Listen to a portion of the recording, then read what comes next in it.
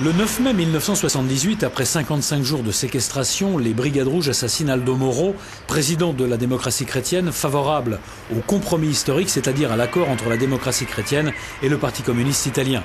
Celui qui a géré ce moment pénible de l'histoire de la démocratie italienne, c'est Francesco Cossiga, alors ministre de l'Intérieur, qui devient ensuite président de la République. Cossiga fut le défenseur le plus acharné de la ligne de la fermeté. Avec les Brigades Rouges, on ne négocie pas.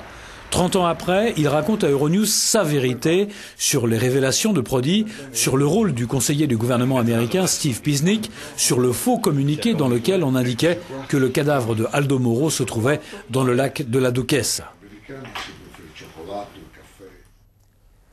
De nombreuses personnes vous accusent d'avoir utilisé la ligne de la fermeté comme un prétexte, alors qu'en réalité vous vouliez la mort de Moro. Je ne vois pas pourquoi j'aurais voulu la mort de Moro. Si je n'avais pas utilisé la ligne de la fermeté, l'État se serait écroulé et on serait entré dans une période de crise de laquelle on serait sorti difficilement.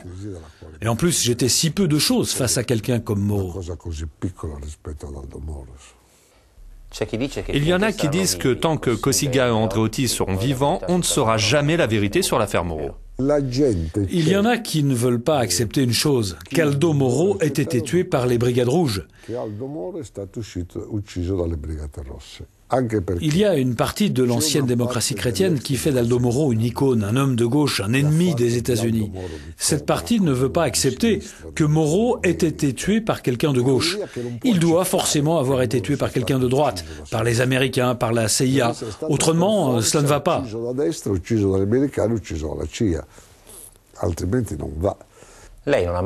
Vous n'avez jamais cru que le nom de Gradoli a été donné à Prodi au cours d'une séance de spiritisme. Alors pourquoi Prodi a-t-il toujours menti sur ce point? Il n'a pas menti, il a dit cela parce qu'il n'a pas voulu révéler ses sources, surtout à un moment comme celui-là. Mais même maintenant, s'il révélait ses sources, je ne sais pas combien de temps vivrait son informateur. Lui et les autres ont inventé cette histoire de séance de spiritisme pour pouvoir donner cette information en protégeant la source. Le conseiller du gouvernement américain, Steve Pisnik, que vous avez appelé en Italie en tant qu'expert, a admis que le communiqué sur le lac de la Duchessa était un faux pour annoncer la mort de Moro. Et je vous lis ce qu'il a dit.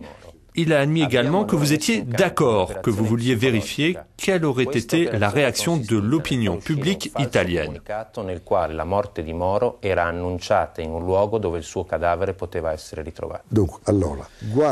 Notez bien qu'après le message de la Duchessa, la ligne de la fermeté s'est beaucoup affaiblie. Ce fut le moment où Amintore Fanfani, celui qui avait décidé avec moi et les autres leaders de la démocratie chrétienne d'adopter la ligne de la fermeté, changea d'idée. C'est à partir de ce moment-là que les socialistes ont commencé les négociations. Les socialistes ne nous ont pas fait confiance, croyant mener tout seuls les négociations.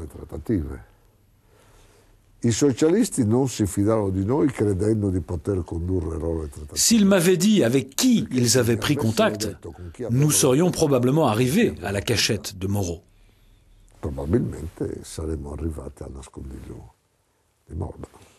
En France, la doctrine Mitterrand ne semble plus être à la mode. Est-il juste que l'État français collabore avec l'État italien pour l'extradition de ceux qui ont été mêlés au terrorisme?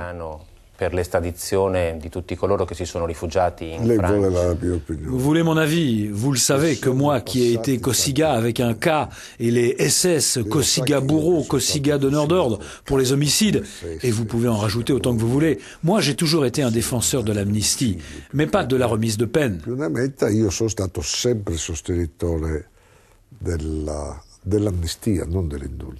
Vous savez, ce fut une guerre civile larvée. Cesare Battisti est un romancier raffiné ou un meurtrier? Tous les deux. L'un n'exclut pas l'autre. C'est comme si vous me demandiez si le Caravage est un grand peintre ou un homme violent qui, dans une bagarre de taverne, a tué un homme. Il est les deux à la fois.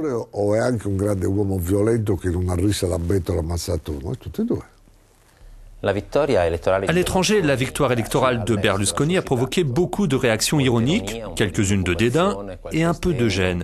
Les autres pays sont-ils snobs ou bien l'Italie constitue-t-elle réellement une anomalie? Le premier qui lui a téléphoné, ça a été Zapatero. Le deuxième qui a eu une réaction enthousiaste, ça a été Martens, le président du Parti populaire européen. Blair, qui était à Rome, a rendu visite à D'Alema, Veltroni et à Francesco Rutelli. Mais chez qui a-t-il dîné? Chez M. Berlusconi.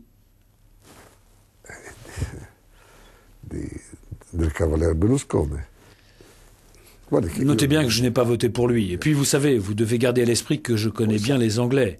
Ils sont extrêmement snobs.